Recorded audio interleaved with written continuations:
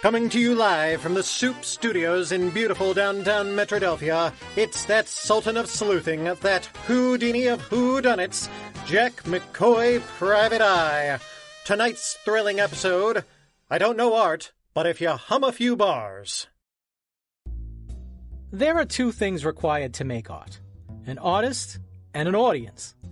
Whether you're talking about an actor and the people watching him, or a painter and the person hanging the portrait on their wall, art isn't art until someone reacts to it. Might be a good reaction like, "What a beautiful sculpture," or it might be more along the lines of, "How do I get this annoying earworm out of my head?" But in all cases, art requires an audience. Crime, on the other hand, does its best work when there is no audience. If you steal $1 million and everybody knows you stole $1 million, you're in for something of a bad time. But if you steal $500,000 and nobody knows you've done it, you are, as they say, sitting pretty. Yeah, you didn't listen to the second part, did you? You expect a gumshoe like me to have an opinion on crime, but an insightful comment on the nature of art? That's out of character, you're thinking. Well, dear listener, you wound me. I am, in fact, a connoisseur of art and all things artistic. I love getting dressed up and going out for a night at the symphony. I cannot think of a more enjoyable evening than box seats at a fine Italian opera. And I would dearly cherish the opportunity to cover my walls in beautiful portraits done by some of the great masters. It just so happens I can't usually afford to do any of that stuff. And by usually, I of course mean ever. So, corned beef on rye or turkey on sourdough? You're offering me a sandwich? I can eat them both if needs must. Actually doesn't sound like the worst idea I've ever had. But I still hadn't finished losing the Thanksgiving weight before the Christmas feast, and I did have 3 slices of pecan pie, so maybe not just now. Corned beef on rye or turkey on sourdough? I know they say not to look a gift horse in the mouth, but since you're packing turkey and cow, I think I'm in safer territory. What's the catch, Mindy? No catch. I want to have lunch with my friend and pick his brain if he doesn't mind. It seemed only fitting that I spring for the food. You need a favor. Not exactly need, but I would like a favor, yes. I would also, as I said, like to have lunch with my friend. That second part is the one you should focus on. And why is that? Because the favor is no big deal. I will require some convincing. You are a very suspicious man, Jack. An aspect of my life which, as my friend, you ought to know right enough. The favor is not a big deal. Besides, you like doing favors for me. I do I? Well, if you don't, then you spend an awful lot of your time doing something you hate. Again, an aspect of my life which, as my friend... Okay, fine. The way I see it, you have 3 options. 1, you kick me out of your office, and I go home and eat twice as much deli meat as I'd planned to. 2, you eat the turkey on sourdough and listen to what I'm asking for. Or 3, you eat the corned beef and listen to what I'm asking for. Oh, boy. Give me the turkey, please, and have a seat. Thank you, I will. You sure you don't want the corned beef? You want the corned beef. You've had enough turkey in the last month to choke an ostrich. So you put the corned beef on rye bread, which you know I am not the biggest fan of, owing to one too many caraway seeds stuck in my teeth. Gee, it's like you're a detective. Mindy, tell me what you want. The corned beef, we already established that. Jack, will you be much longer? Considering how long it took to get the lunch order straightened out, I'm guessing yes. What do you need, Ethel? I have an architect arriving in a few minutes. I was going to do a tour for him. You're behind on your rent. Gee, it's like you're a detective. You're being evicted? Oh, I love that word. I have 1 day to pay off my rent, which I would easily be able to do, except no fewer than 4 of my clients have come to me saying they accidentally spent more than they expected on their Christmas shopping. And they hope I don't mind if they're a bit behind on the bill. Whether I mind or not does not seem to affect the speed in which I will receive payment. Does the phrase "I need a few more days and I'll pay you, I swear" seem somehow familiar? I'm just curious. Oh, this is perfect. Exactly. Perfect? Perfectly perfect. We define the term differently. No, it's great. This way, instead of asking you for the favor, I can hire you and make you do it. Come again? How much do you owe?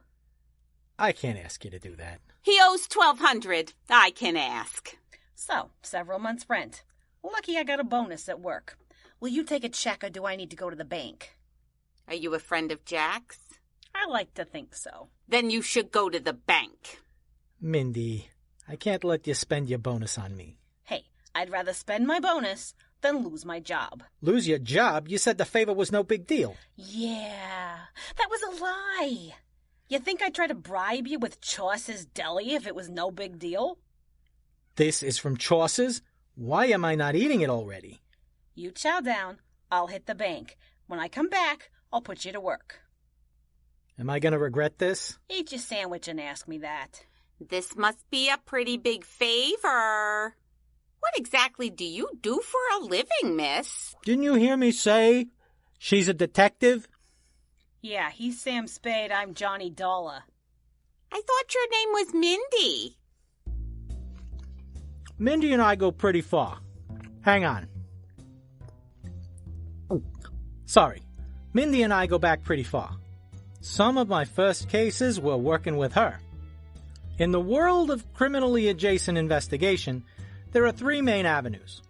The police, who are less criminally adjacent and more so deep in the woods they don't remember where the path is. Then there's the suckers like me, the private investigators who very much don't want to spend all their time trying to prove the existence of extramarital affairs in a civil court, but very much do exactly that most of the time. Finally, there is the route that Mindy took. She is an insurance investigator. In other words, when you spend 15 years dutifully paying a company to protect you in the case of a disaster, and said company wants to do absolutely everything in their power to avoid paying you when said disaster strikes, they bring in Mindy to figure out in what way that disaster was absolutely not something they should be paying you for. If that sounds cynical, this is obviously your first episode, and I want to thank you for listening. Please like and subscribe. Anyway, Mindy's job is lucrative enough that she can afford to pull in freelancers whenever she wants. This is how we met, and as she is a fan of results, not to mention quality deli products, this is also how we became friends. Now I hear you asking the question, Jack, you are constantly in a state of near financial ruin. Why would you not also take up the mantle of an insurance investigator, a position which your friend would likely be happy to help you obtain? Well, I'll tell you. It comes down to a chronic need to get the right answers. Blame Mrs. Calloway, my 4th grade math teacher. When a client comes to me with a question, I do my best to get them the objectively true answer. In many cases, that's not what my clients want to hear. However, in those many cases, I can tell them to drop dead. Facts are facts, and I am only responsible for uncovering them. I am not responsible for their existence. However, the insurance company Mindy works for is interested only in the answer that says, we don't have to pay. And when they are the ones signing the paychecks and giving out the Christmas bonuses, it becomes just about impossible to tell them anything else. 10, 11, 1200. Well, thank you, dearie. Jack, you can stay for another month. Sadly. That was quick. Nah, I got a branch at the end of the street. Did I miss anything during your monologue? You only said nice things about me, right? I wasn't really paying attention, but I think so. Ethel, vamoose, like yesterday. All right, I'm going. So, tell me your tale of woe. Okay, so, picture this. It's 1990, and you're shopping for some artwork in a ritzy gallery. You meet a nice young fellow named Pablo Erasmus. The Pablo Erasmus? No. This was before he was the anything. Anyway, you've got some cash burning a hole in your pocket, and the kid seems nice, so you buy a painting. This was a wise move on my part. You're quite correct, because now it's 1992, and Pablo is, as they say, the shizzle. Well, it is 1992, so I suppose they did. Over the course of the year, you buy 6 more paintings of Pablo's, all of which you resell at a hefty profit almost immediately. But you keep a hold of the first painting for sentimental reasons. Then it's 1993. Which is a very important year in the life of Pablo Erasmus. Owing to the fact it is the last year of his life. And shortly after his death, you're visited by your insurance agent, just coming to make sure your policy is up to date. Seeing that you are sitting on approximately 7 gold mines in the form of 1 painting. You put a rider on your insurance to make sure you're covered in case of fire. Or theft. Theft, you say? That seems like a not inconsequential detail. Surprisingly, yes. Let's jump ahead to May of this year. Skipping over the rest of my unfortunate grunge phase sounds good. It's hard to tell this story when you drop those mental images. Try. Fine. The art world has a bit of a nostalgia period over Pablo Erasmus. Some museums are offering you a nice, hefty chunk of change just to display your early painting of the short-lived prodigy for a little while. Boy, this was a good investment. Except, while you're debating on which museum to donate your work to, a gentleman slips into your house under cover of darkness and steals several of your paintings, including the one by Erasmus. So they have insurance against theft, theft is committed, and you want me to find a way to keep you from having to pay insurance. That's a tall order. Oh, I'm not even done with the plot yet. It so happens the thief is captured. He's managed to get a fence to sell most of your art, but... But the Erasmus painting is worth a lot more than the rest of the bunch, and only some very specific fences will deal with it. Jury's still out on that, but I'm disturbed by your knowledge of art theft. Anyway, here's the big plot twist. We examine the painting we've recovered from the thief, and it's a fake. There's a manufacturer's mark on the frame, which means it was made in 1992, 2 years after the real painting was purchased. Supposedly. So you see my problem. The owner is saying that clearly the thief made a forgery of the painting, sold the real Erasmus, and was getting ready to sell the forgery as well and double his profits. Because when you're buying artwork which is stolen anyway, people have a hard time getting a refund if that art turns out to be fake. Problem is, the thief straight up denies making a forgery. Which is exactly the sort of thing you'd do if you had already sold the painting and had the money stashed away somewhere for when you get out of prison. As a for instance.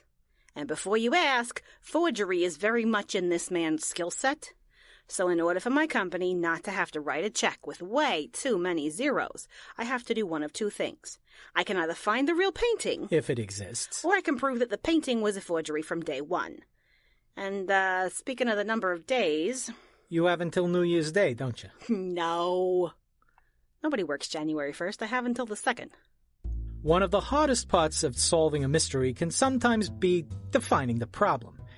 In this case, I was either trying to determine the whereabouts of a painting stolen a few months ago, or I was trying to prove a 20-year-old forgery had taken place. Jack. I stand corrected. The 90s were 30 years ago, which clearly means I am old. Anyway, if there was a real painting out there, we had exactly one option to find it. It was unlikely to work no matter how you slice it. But if we could find the original painting, or get any kind of proof that there was no original, our problem was solved. That meant it was a shot in the dark we had to take. Thank you for seeing us, Mr. Tucker. Hey, it's not like I don't have the time. And I understand you brought me a carton of cigarettes? Merry Christmas? So you heard about the Erasmus painting I stole from the Carmichael lady? Oh, forgive me. I expected a token protestation of innocence. Nah, a guilty plea made more sense. They had me pretty dead to rights. I'm a better forger than a burglar, and I should have stuck to the first one. That is refreshingly honest. Which makes the next question much more awkward. Namely, when you told the police you didn't forge the Erasmus painting, did you lie? I did not. Good. Good. Sadly, that doesn't help us at all. Because you don't believe me? In point of fact, I do. But belief is not proof, and we kinda need proof. So you want proof that I didn't do something, which is that whole proving a negative thing. Yeah, we're aware.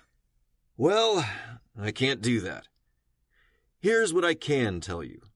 I have not been charged with forgery of the Erasmus, because there's zero evidence that I did so. Also, I was offered reduced sentencing several times if I would just name the person to whom I sold the original. One could argue that if there was an original, it would be in my best interest to say so. On the other hand, if what you stole was a forgery, whether you knew it or not, that massively reduces the value of what you stole, which in turn also reduces your sentence. So it would be in your best interest to say there was no original. That could also be argued. Well, it was nice seeing you, Mr. Tucker. Sorry you came out here for nothing. Not coincidentally, so are we. So did you mean what you said, that you believe him? I do, in fact, which is just as well, because the option of finding the original painting is a complete dead end. We need to focus on figuring out how to prove there was no original, and the painting was always a fake. Jackie! Jackie, me boyo! Wait, O'Hanlon? Seriously? What are you doing here? Oh, I was working over Christmas, but I finally got some time to come and visit with me brother Shipton. Your parents named a child Shipton O'Hanlon? Sergeant O'Hanlon, this is Mindy Boskowitz. We're doing some investigation on an art heist. Sort of. You don't say. I do say. By the way, remind me what they collared Shipton for again. Oh, sadly he robbed a jewelry store. He's doing 5 years, all because of a silly, worthless cameo. Kinda like your appearance in this episode. What? Never mind. So now Mindy and I were firmly in the prove the painting was a fake 30 years ago camp. We headed back to Mindy's office, which was just as empty as you'd expect it to be for the holidays. First logical step, ask someone who knew the artist at the time if they remembered him painting it in the first place. Thank you for taking our call, Mrs. Erasmus. Did you get the pictures we sent? I almost didn't, but my granddaughter is visiting. She managed to help me download it from the FaceBatch message. FaceBatch? Shut up. Do you recognize the painting? Did you see your son working on it at the time? Oh, I really don't know. He did all his work in his studio, and I wasn't allowed in there. One time I tried to help him tidy up the place, but what I thought was a pile of junk was a sculpture he'd been working on for a few days. Never really understood what he did. Would anyone else have been allowed to look in his studio? Maybe his girlfriend, Amber. But she died in the same car crash Pablo was in. Yeah, I hope it goes without saying that we're sorry to bring up old memories. Do you recall him talking about selling any of his paintings at the time? No, I'm sorry. He sold a few from time to time before he got really popular. But I don't really remember exactly when. Well, thank you anyway. I appreciate it, and so does Mutual Wide State. Oh, that reminds me. I have been meaning to update my life insurance. Well, I'm not in sales, but I'll put in a call to one of our agents in your area and have someone call you in the new year. That's very nice of you, dear. Happy holidays. Well, there you go. We might not solve this case, but your company at least gets some business from Mrs. Erasmus. You've heard that life insurance is when someone bets they're gonna die, and the insurance company bets that they won't. Correct. So how safe a bet is that for my company, given that she's 83 at present? Not exactly what you'd call a numbers guy. Whatever. We have nothing saying the painting itself never existed. No, but... I like that but. No comment. Anyway, we can't prove the painting never happened, but how about the sale of the painting? You've got a copy of the receipt in the file, but maybe it's a fake. Let me see that. Okay, we're in luck. 30 years later, and they're still in business, which just about never happens in the art world.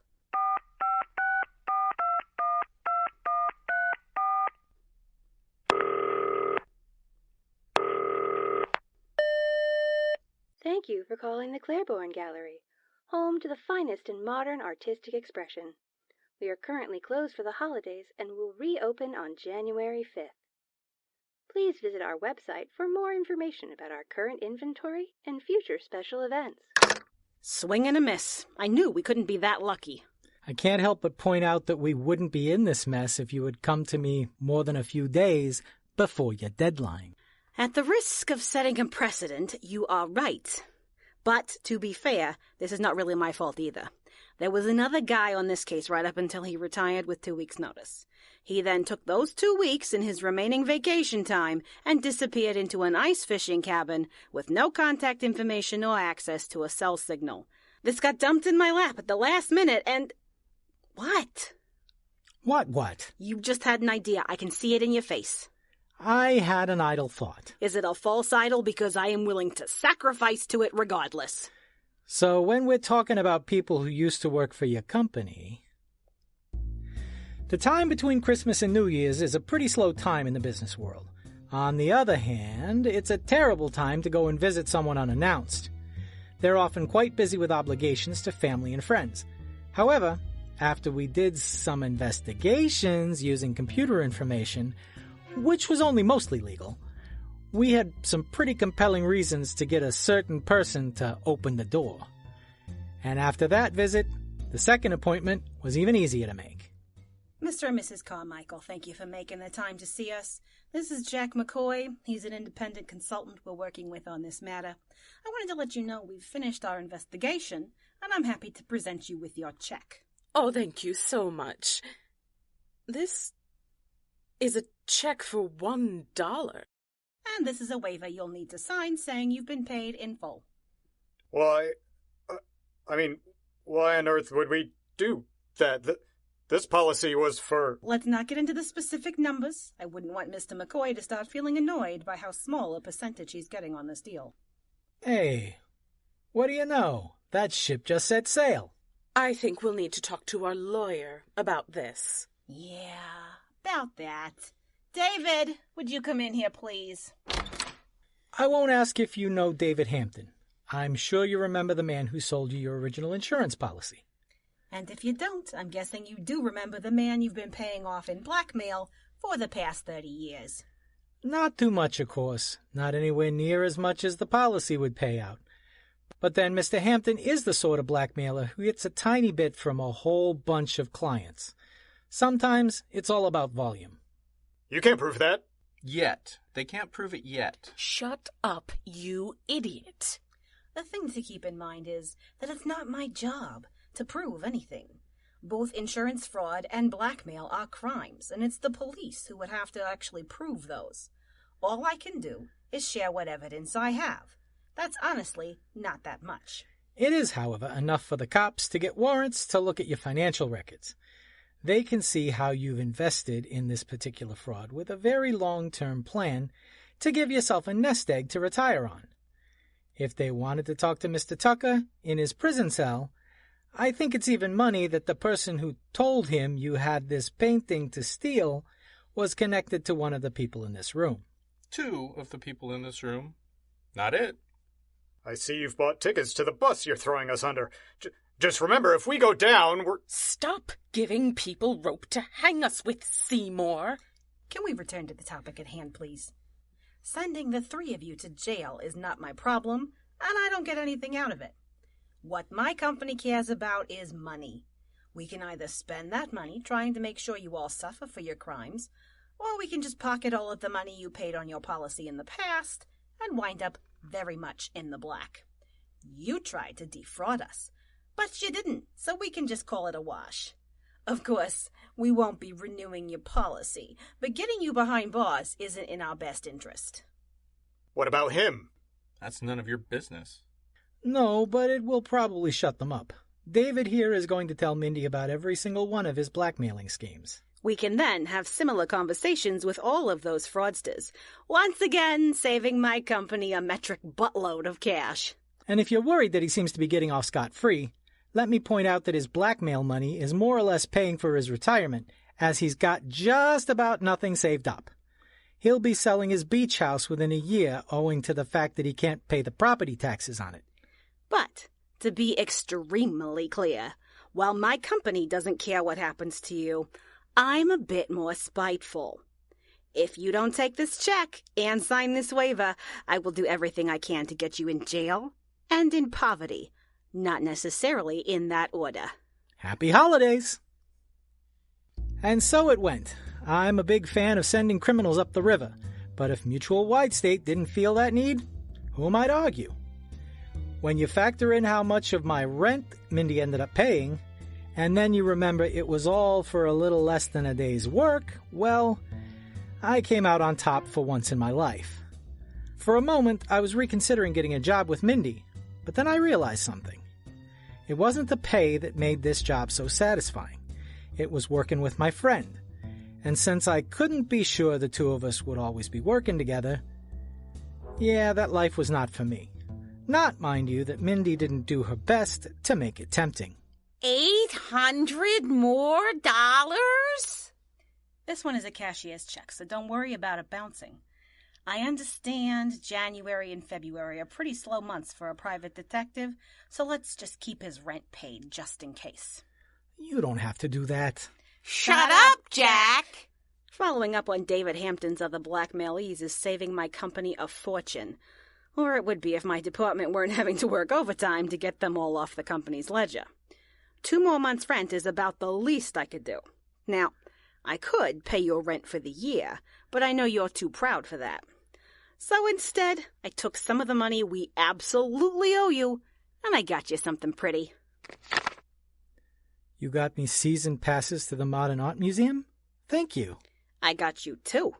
1 for you, and 1 for a guest. You have to take me at least once. I didn't know you were into modern art. Oh, I hate it. If the painting doesn't have happy little trees, it makes me want to gag. But you want to go anyway? I don't know art, but I know what I like. And so, once again, Jack McCoy shows us that in the hands of an artist, justice can be a masterpiece. But wicked men are like a painting on a wall. Sooner or later, it becomes a little crooked. When that happens, join us once again for a thrilling episode of Jack McCoy, Private Eye. You have been listening to Jack McCoy, Private Eye. I don't know art, but if you hum a few bars. Produced by Seat of Our Pants Players, written and directed by Dan Wenzel. Jack was Rick Tennant. The announcer was Andrew Dell. Ethel was Jill Wenzel. Mr. Tucker was Ray Greenlee. Sergeant O'Hanlon was Dan Wenzel. Mrs. Erasmus was Andy Gastingy. The answering machine was Liz Music. The Carmichaels were Adam Gastingy and Rebecca Scheimer. David Hampton was Aaron Manka-White. And Mindy was Brianna Kuby. Fast Talkin' by Kevin MacLeod at Incompetech.com, licensed by Creative Commons under Attribution 3.0. Other music and sound effects by www.freesfx.co.uk. Thanks for listening, everybody. We'll talk to you later.